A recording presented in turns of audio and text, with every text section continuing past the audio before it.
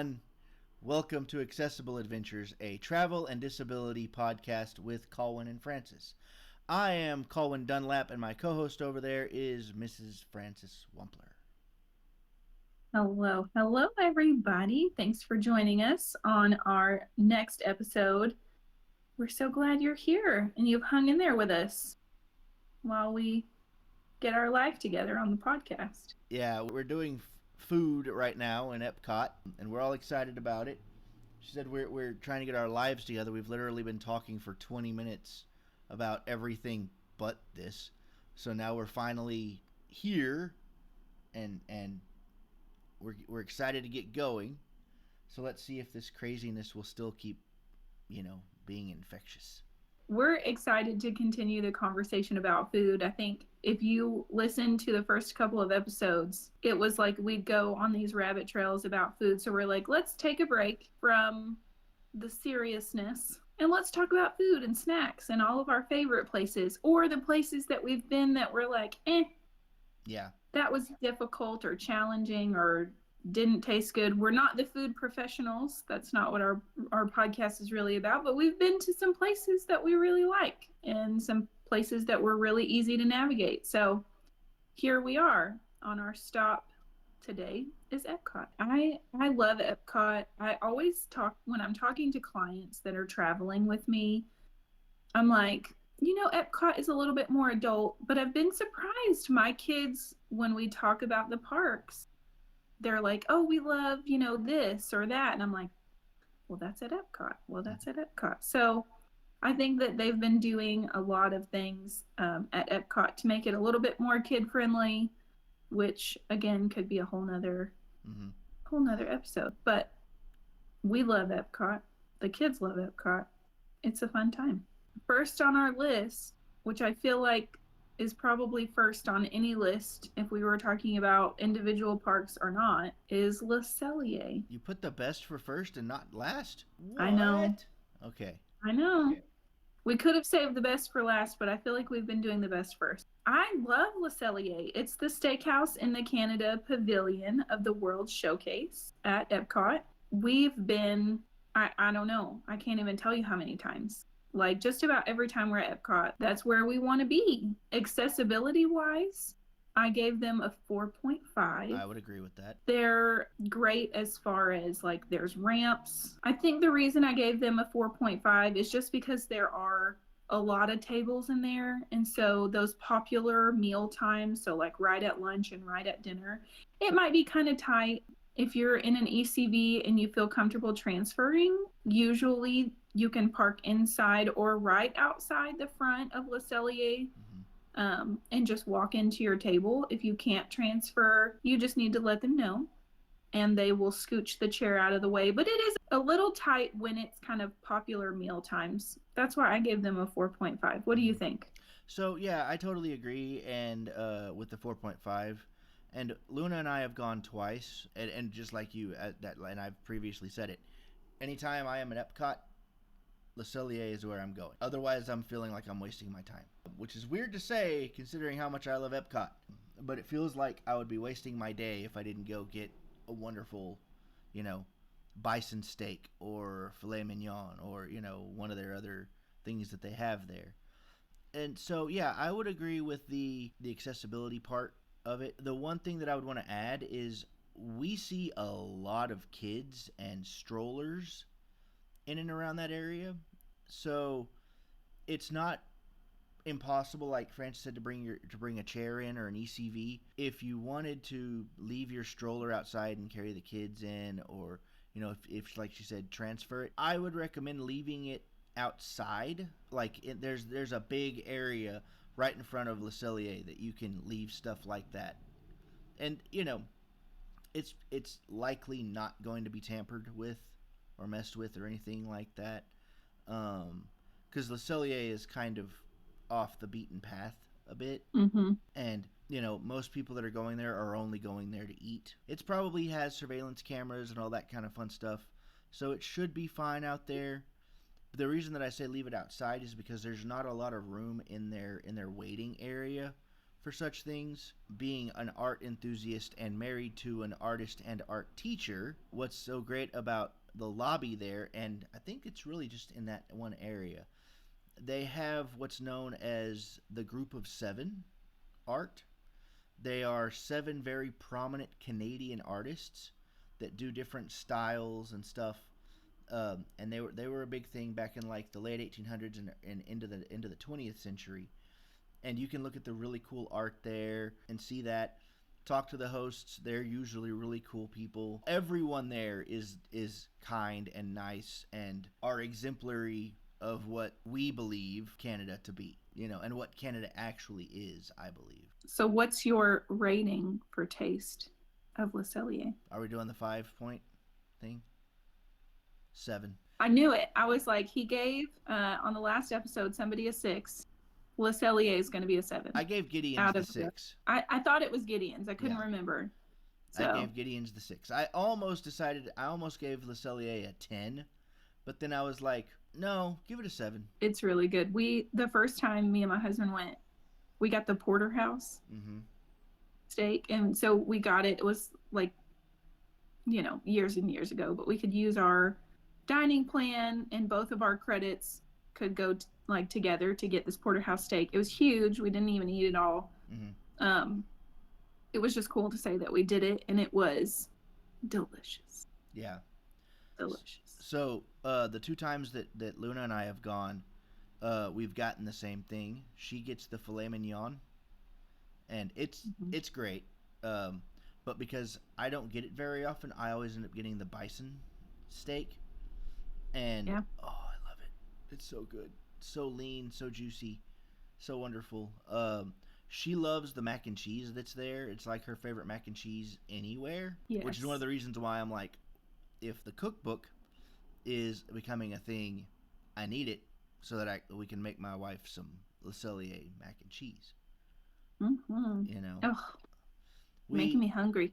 They also, both times, because we were celebrating either our honeymoon or our anniversary, have brought us out a mousse. So now tell me what a mousse is. Mousse. Chocolate mousse.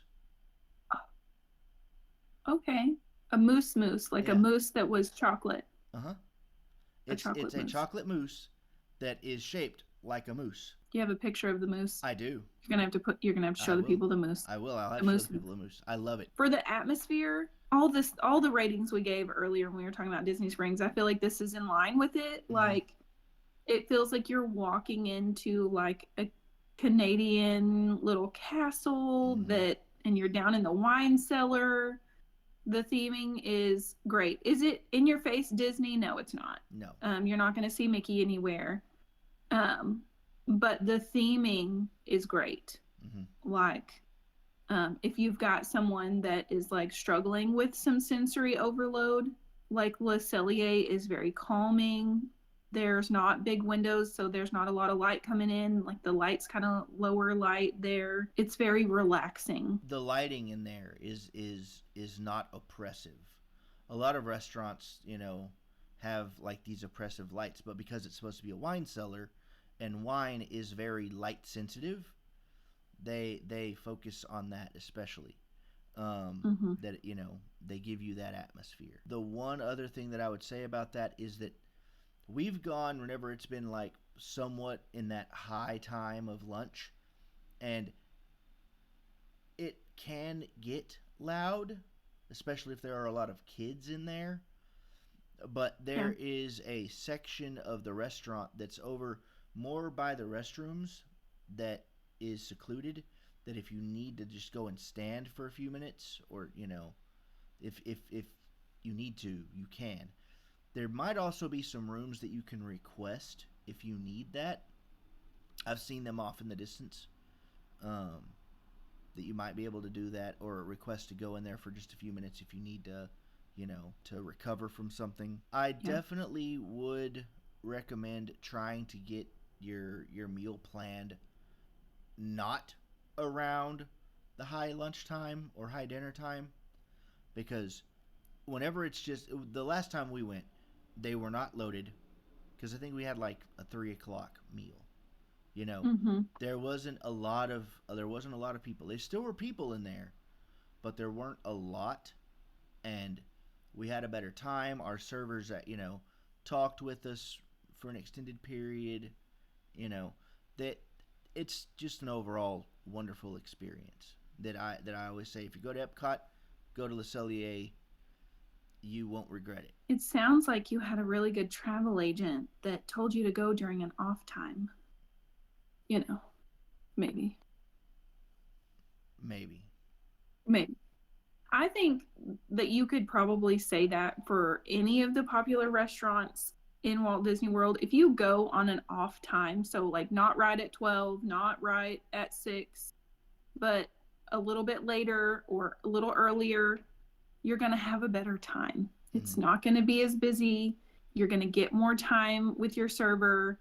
Um, if you are somewhere close to fireworks, if you go during fireworks time, it's crazy.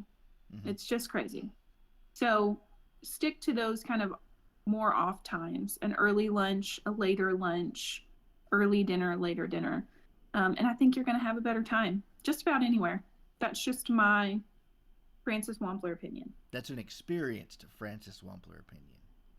Yes, Colwyn and Luna Dunlap approved.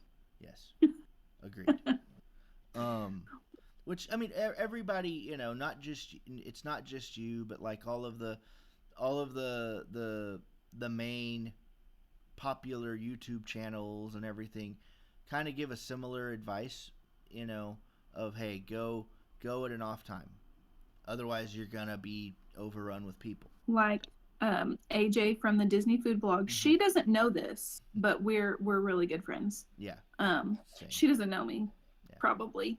But we're really good friends, AJ and I, and we like a lot of the same things. Mm-hmm. So, AJ, if you're watching, if y'all haven't heard of Disney Food Blog and you Mm-hmm. love the food content, they're a must see. Next stop on our food list is Chef de France in the Italy Pavilion. So you're going to continue on around the circle. It is right next to Remy's Ratatouille before you kind of make a hard right. I have only been there once, so this is my rating on a one visit opportunity. Accessibility, I gave them a 4.5. I would give them a 4 to a 4.5. There's nothing that stands out to me as an issue. We ate an early lunch. There was not many people in there. I left my scooter outside. There's not a lot of space. So right outside Chefs de France, there are benches that line the door. And so there's lots of places to sit under an umbrella, but there's not a lot of places up close if you need to park and transfer. I kind of had to squeeze my scooter into this little corner behind the benches, which worked out. I didn't have to park like down the road and come back. But other than that, it was fine. What are your thoughts? Have you been? I think you've been. We've been, right? Yeah, we've been. We didn't eat there, but we got drinks there. Like I went in and grabbed like a French coffee, and that was really it. But yeah, from what I remember from seeing, on the inside, like we did that right after we got off of Ratatouille. From what I remember from seeing on the inside, yeah, I would agree with the 4.5. It is very much set up like a typical Parisian, or stereotypical Parisian cafe kind of vibe. I wouldn't say it's like it's nothing like our coffee houses here. This is distinctly, you're walking down main Paris. I agree. The food was really good. I'm trying to think back about what we had. One of my favorite things was the French onion soup. Mm-hmm. It was really good. So it is all like French inspired French food. So if you're not an adventurous eater, it might not be your jam.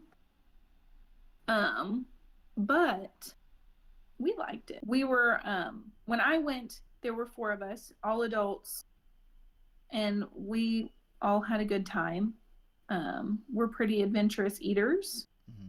I feel like there's something kind of basic that just about anybody could find on the, but if you're not into like French food, you may not like it. So Yeah. I gave it a 4.5 on the taste scale. It was good.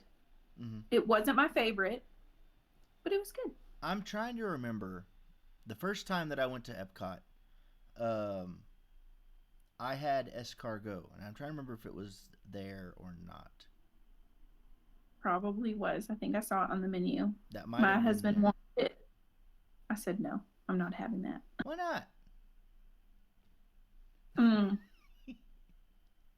Mm-mm. They have a menu where you can order whatever you want. Or when we were there, they had like a. It wasn't a special, but it was like you can get this, couple of course meal Mm-hmm. with like champagne. It was like lunchtime. It was like 11, so I was like, that's a bit much for me for the middle of the day. But I think like escargot was on that menu, and I was like, oh nope. I thought you Mm-mm. were adventurous, and you're saying that 11 is a little early for mimosas or champagne. It was the escargot for me. And Oh, okay. we had Guardians. Uh huh. Like, we knew it was going to be right after lunch. It was almost our turn. Uh huh. And I was like, I don't want to lose my lunch. That's fair. Yeah. Because I had heard that Guardians was an intense ride. Mm-hmm. So, Mm-hmm. anyway. So, for those of you that don't know what we're talking about with escargot, it is big snails that are baked in butter and herbs. If you don't like oysters or anything like that, you're not gonna like escargot. If you like oysters or anything like that, you will love escargot. I am on the love element of it. It does not sound like my jam. I feel like I'm pretty adventurous. Maybe I'm more neutral. Mm-hmm. Mm-hmm. I don't know. Maybe a smidge adventurous on the scale. But Yeah. the atmosphere, I agree with what you said earlier. It's like a little French cafe, big windows, so you can kind of see kind of what's going on outside, but they want you to have that kind of French cafe feel. Mm-hmm. Um, so the theming is great. I think because there are so many just like giant windows and you can see like people just walking by. Um, I don't know that that takes away from the ambience, but you're like, there's somebody, pulling their kid by their ponytails or whatever, Mm-hmm. whatever. Well, The because theming is cool. probably lately because it is so close to Remy's Ratatouille Adventure, that might be the reason why there are so many people. Because whenever I went last time, there weren't a lot of people, and that was something Yeah. that I was like, this is really cool, very intimate. Now, at the time, and that's just something that I remember, they did have a animatronic Remy that they wheeled out, and he actually sat and communicated with, I talked to him about it, food and everything, and it was great. It was so cute. They That sounds cute. they come out. They have a chef hat that he's under, and then whenever they wheel him up to the table, they lifted the chef hat off, and there he is. The atmosphere, I would probably say 3.5 to 4. 3.5 to 4, and then the taste, we'd probably give it a 4, 3.5. What do you want to say? I would say 4. Okay. Next on our list, which is the last table service, we have a few things probably after, but the last table service that I really wanted to talk about was the San Angel Inn. This is over in the Mexico Pavilion, so the other side of the World Showcase. Mm-hmm. It's the first pavilion that you come to when you go left. Big Pyramid. The Big Pyramid. Is it the first? It's the first pavilion, It's right? the first pavilion that's right there. Yeah. The Big Pyramid. I think I have mixed reviews, and I feel like it's going to be a little controversial a little bit here if people have been there. I feel like you either love the San Angel Inn or you hate it. Mm-hmm. And I'm more on the like I didn't enjoy it Mm-hmm. um side of things. It was a little challenging. So the restaurant is in the pyramid, kind of at the back. So when you come in, there's just like some different shops, and it's very like it has a very Mexico vibe, which is what they're going for. It's the Mm-hmm. Mexico Pavilion. And so there is a ramp to get down once you're inside. There's a lot of stairs. So when you see the pyramid, you see all these stairs, and you're like, man, I can't get in there. If you go around to the right, there is a ramp. And then once you get inside, there's another ramp to kind of get you back down on the ground floor. There was a ride in there, the Three Caballeros. I don't know if it's still running. It I is. think that it. There's been some talk like of people wanting it to be updated, and then other people not wanting it to be updated, and so anyway, there's a little boat ride in there. When you're on that ride, you go right past the restaurant. Um, the restaurant was tight. Like the tables were close. It was real dark, and there were these little kind of fake candles on the table for some lighting. But I just remember thinking, like, it's really dark in here. Um, the plate that I ordered had really kind of high edges. Um, and so it was just challenging because of how dark it was and how challenging the plate was. I didn't enjoy myself. Mm-hmm. So accessibility wise, I think I gave it a lower rating just because it seems challenging. If you know the ramp is there, Mm-hmm. great. But if you don't, it's tough. So I gave it a 3. I would agree with that. We haven't eaten there. Well, Luna has. Luna has. She did whenever she was younger, and the Mm-hmm. main reason they ate in there was because of the ambience. Mm-hmm. Um, and I love the inside of that pavilion. It is It's very very cool. cool. Like I will give that ambience a 5. You know, I agree with that. but or that atmosphere a 5. But I can also understand why it would be very frustrating to try and eat basically in the dark.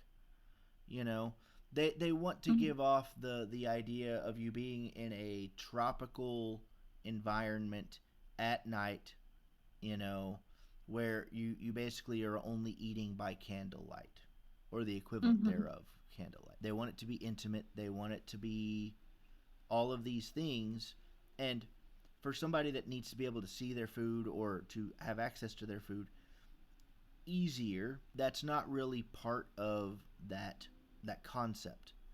That's not to say Yeah. that if you had requested that they might not give you a more accessible plate or something, but you didn't know, you know, Yeah. and that's not on you. That's technically more on them.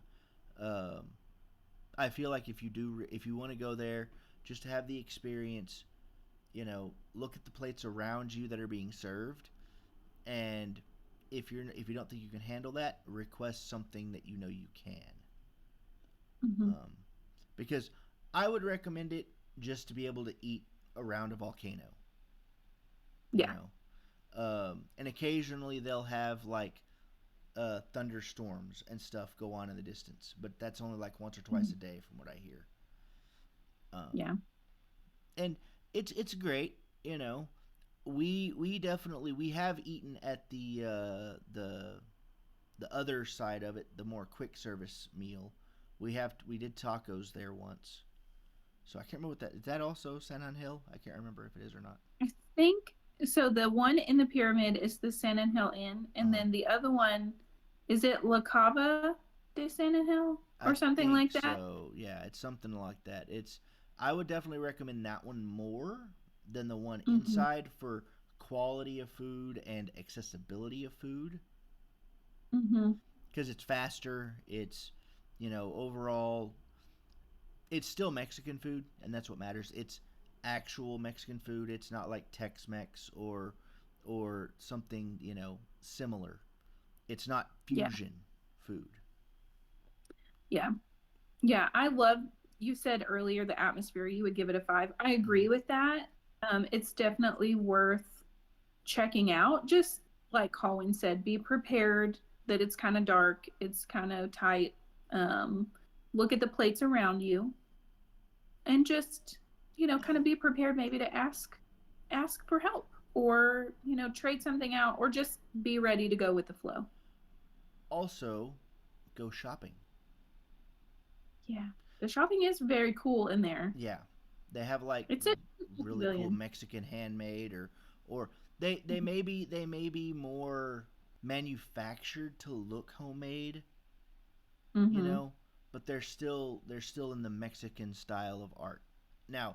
some things are distinctly handmade, you know, and Mm-hmm. we love sugar skulls, and we almost bought one the last time that we were there. Um, but we're Mm-hmm. like, yeah, we're gonna go to Mexico sometime soon anyway. We'll get them actually in Mexico, you know, Yeah. because her family goes to Mexico pretty commonly. So Nice. one of these times we'll go with them. Um, Yeah. but yeah, definitely worth going in. It can be busy, Yes. so be mindful of that if you're traveling with someone that has sensory needs. It can be busy in there. There can be lots of folks, depending on what time of day it is. So just be prepared. If it looks busy, maybe like swing around and come back to it. But it's definitely worth checking out. Um, it's pretty fun. Mm-hmm. Just not. It's been a long time since we ate there because it was kind of like one and done for me. I didn't like it, Mm-hmm. um, just for several reasons. But we go through there, just about every time we're there. We just don't sit down at the table service anymore. Yeah. Yeah. But We again, I would say go see it. Go see the inside. Maybe go shopping a little bit. But mm-hmm, if you really want something quick and easy to eat, a snack, definitely go to the Sun on Hill that's outside of mm-hmm, there. Um, because if you go inside, you're gonna wait a while. Sure, you're gonna be able to sit down in this wonderful place, but you can mm-hmm. go in and see it. You can spend just go in and see it and spend the Yeah, time there. But if you're hungry for a taco or something like that, go to the other place. yeah, I agree. Speaking of snacking, Mm-hmm. that's the last kind of table service on our list. Mm-hmm. Not because there aren't more. There are, several additional table service restaurants, um, at Epcot. There are some additional quick service locations. I find that when we're at the park, when we're at Epcot, we like to eat at whatever festival is happening. Mm-hmm. So the Food and Wine Festival, there are so many kiosks. So when you walk in the main door, get you a Food and Wine Festival booklet Mm-hmm. or a Flower and Garden booklet, whatever festival is happening. And it's going to show you all the different kiosks that there is and what food that they have. They'll have big menu boards outside. And so when we're there, we're usually, snacking and drinking around the world.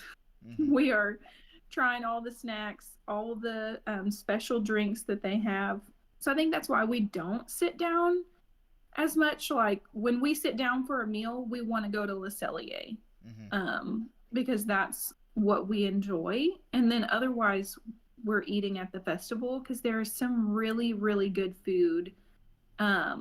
It can be a challenge, I think, to walk up to a kiosk and order, and then there's not tables. Mm-hmm. So you kind of have to get creative in that sense of like finding a spot if you needed like a table to be able to eat. Mm-hmm. Um, just kind of looking around, looking between kind of kiosks. There are standing tables all throughout Epcot. There's benches. There's lots of space. So Mm-hmm. you just kind of have to get creative if that's the way that you're going to eat. I get that that can pose a challenge for some people. It's challenging for me, Mm-hmm. when we do that, but you just kind of navigate through it. Find a good place to sit down or a table to prop up on and enjoy yourself. So a lot of times they're kind of tucked away back behind the kiosk or next to it. There'll be some tables, but that's what we do when we're at Epcot. What Mm-hmm. about y'all? So when we've gone to Epcot, it's only always been during the Flower and Garden Festival, Mm-hmm. and we're trying to change that. Um, So what we do is we go and we obviously go to the Cellier. We usually try to plan another restaurant that we can go in and sit down Mm-hmm. um, for at least one time. Like this last time, it was Via Napoli, which it was okay. You know, we enjoyed the ambience of it. Um, it was good. It's in the Italy Pavilion. But one thing that I was thinking about while you were sitting there talking about finding places to sit and do things and watch events is I don't know what's going on during in the American Pavilion. I don't know what's going on during the rest of the festivals or during the rest of the year. But whenever they have the Garden Rocks Festival or whatever, um, Mm-hmm. those shows are always good. And Yeah. when we decide what show when we want to go see it, we the last two times have gotten something from Regal Eagle right there, the barbecue place, um, Mm-hmm. which is one of my favorite Muppets, by the way. I got like a Frito pie, I think, last time, you know, and we just sat down and ate it. And we've also gotten ice cream nearby and had that while we were watching the show, you know. So, yes, you can find places to sit down and enjoy yourselves. There's all sorts of events that go on at Epcot throughout the day. That's part of the draw of Epcot is going there and just having a relaxing or thrilling, if you want to ride, Cosmic Rewind, um, Soarin' to some extent, Ratatouille. All of those are. I haven't been on Cosmic Rewind yet, uh, but the others. Soarin' is one of my favorite rides at all of Disney. Remy's Ratatouille Adventure is really fun. Luna actually might. I think she might say that's one of her favorite rides there now, which I would agree. It's a lot of fun. If you're easily motion sick, especially with 3D glasses, that one might get you a little bit. We just have fun there. Like that's our favorite park. We were Mm-hmm. discussing it the other night because we've decided that we're only going to do a one park day on our next trip. Um, and we were going back and forth between are we going to go to Epcot or because the main reason we want to go to Magic Kingdom is for Tiana's Bayou Adventure, which we don't know if that's going to be open whenever we go.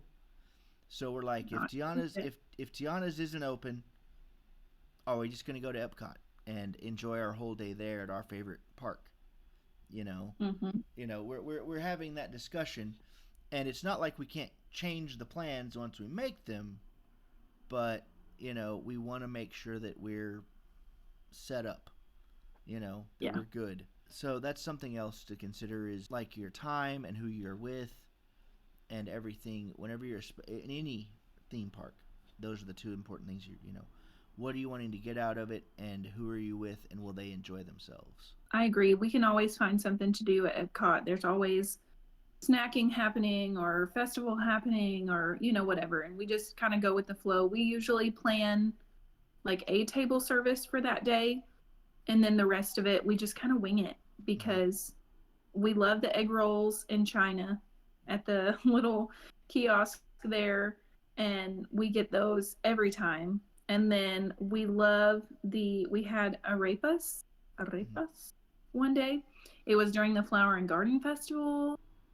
Mm, so good. Like the food is just it's good. It's just good. Mm-hmm. We like the food and the drinks and the rides. Y'all Yeah. have to do Cosmic Rewind. Yeah. I would say I know I say everything's my favorite, Mm-hmm. but it's up there. Like top 3. Okay. Okay. It's good. Yeah. It's good. So, anyway, I think that's all of the food places on our list. Mm-hmm. Again, we could talk about food for more episodes than we have Mm-hmm. at Epcot. So if you are curious about a specific place or want more information about Epcot, please let us know. If you agree or disagree, with any of our ratings, we'd like to know that as well. So leave us a comment below or send us an email at accessibleadventurespod@gmail.com. We'd love to hear from you. And we are still kind of polling the community. Where do you want us to continue to build community at with you through social media? So is that Instagram, Facebook, not TikTok? You know, what do the people want? So we'd love to hear from you on that as well. Again, via email or in the comments below. Emma Music, she doesn't want to do TikTok. She doesn't want to do TikTok. 16,000 followers, doesn't want to do TikTok. But it's fine. We will do whatever you all want to see. And how you want us to continue to build community with you, let us know in the comments. We appreciate you being with us today, and be on the lookout for future episodes to come on Saturdays at 4 p.m. Central Standard Time. We'll see you next Saturday. Woo-hoo. Bye, guys. Bye.